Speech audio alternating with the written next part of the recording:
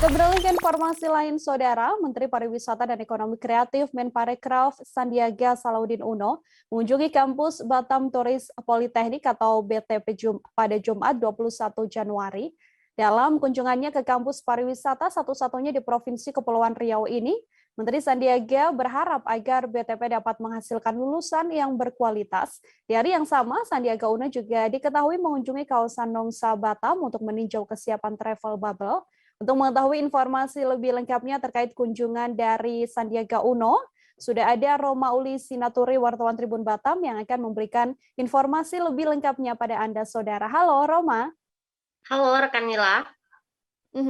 Baik, terkait kunjungan dari Menteri Sandiaga Uno dan juga sempat mendatangi travel bubble, sudahkah ada informasi terkait kapan diumumkannya secara resmi pelaksanaan travel bubble ini? Baik, terima kasih rekan Nila. Usai mengunjungi salah satu kawasan yang ditetapkan menjadi titik travel bubble nantinya, Sandiaga Uno sudah melaporkan kepada pemerintah pusat. Nah, dalam pelaporan itu sudah diputuskan bahwasanya tanggal 24 Januari 2022 mendatang akan diumumkan secara resmi kapan dilaksanakannya pelaksanaan travel bubble di Indonesia ini. Begitu rekan Nila. Lalu berdasarkan pantauan Anda, Roma, kemana saja kunjungan dari Menparekraf Sandiaga Uno ini selama berkunjung ke Batam? Baik, terima kasih rekan Nila.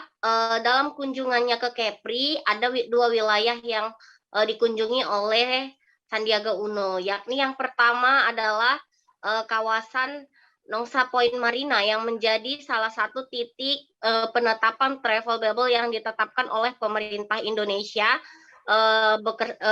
bekerja sama nantinya dengan pemerintah Singapura. Setelah itu, ia juga mengunjungi salah satu kampus pariwisata di Batam, yakni BTP yang berada di Tiban. Usai dari kunjungannya tersebut, beliau masih sempat melakukan sholat Jumat di salah satu masjid yang ada di Kota Batam, Nila. Setelah itu, beliau melanjutkan kembali perjalanannya ke Bintan, tepatnya di tempat wisata Lagoy, di mana tempat wisata ini juga akan dijadikan titik pelaksanaannya travel bubble di Indonesia. Begitu, Nila. Melihat potensi wisata di Kepri begitu ya, Roma, dari hasil kunjungan yang dilakukan oleh Menparekraf ini, apa harapan dari Sandiaga Uno yang disampaikan? Baik, terima kasih rekan Nila. Dari kunjungannya tersebut ada beberapa harapan yang akan yang sudah disampaikan oleh Sandiaga Uno, yakni travel bubble ini bisa diterapkan secara maksimal di dua kawasan yang sudah ditentukan oleh pemerintah pusat dan didukung dengan sumber daya manusia yang unggul dari kawasan tempat wisata tersebut.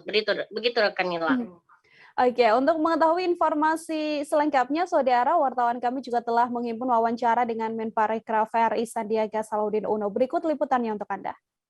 Gubernur, Pak Direktur, rekan-rekan Menparekraf, hari ini kita canangkan kebangkitan ekonomi kita di SDM yang memiliki daya saing kelas internasional.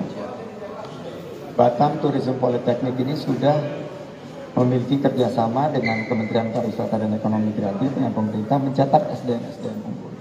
Nah, dengan diuji cobakannya travel bubble, mudah-mudahan minggu depan insya Allah tidak ada arah melintang, maka kita perlu dukungan SDM yang kuat untuk lapangan kerja yang akan membawa pelayanan terbaik di Kepri.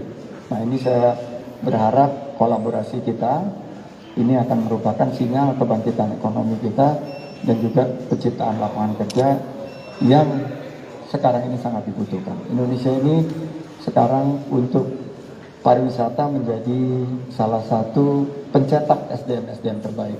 Hotel Par Bali, STP Bandung, dan sekarang Batam. Nah, karena itu mudah-mudahan seperti yang Pak Gub tadi sampaikan, 1.200 kamar di Bintan, Anambas membangun, Natuna membangun, juga Batam membangun. Ini diisi oleh tenaga kerja yang terampil, yang memiliki skill, hasil besutan dari BTP dan institusi lainnya.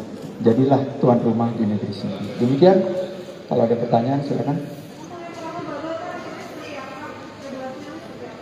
Ini regulasinya sedang kita finalkan.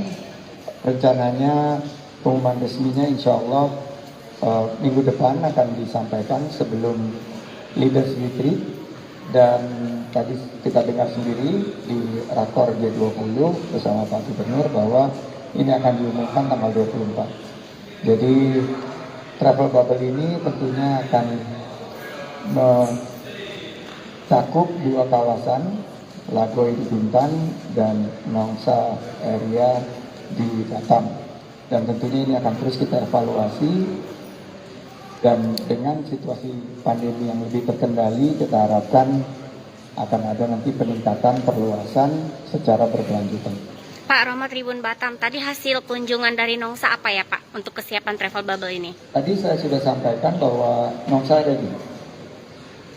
Nongsa Batam ready ya Pak? Ready untuk travel bubble, dan tadi langsung saya laporkan dan tadi sudah diputuskan oleh Pak Menko bahwa akan diumumkan. Jangan lupa subscribe, share, komen, dan like ya.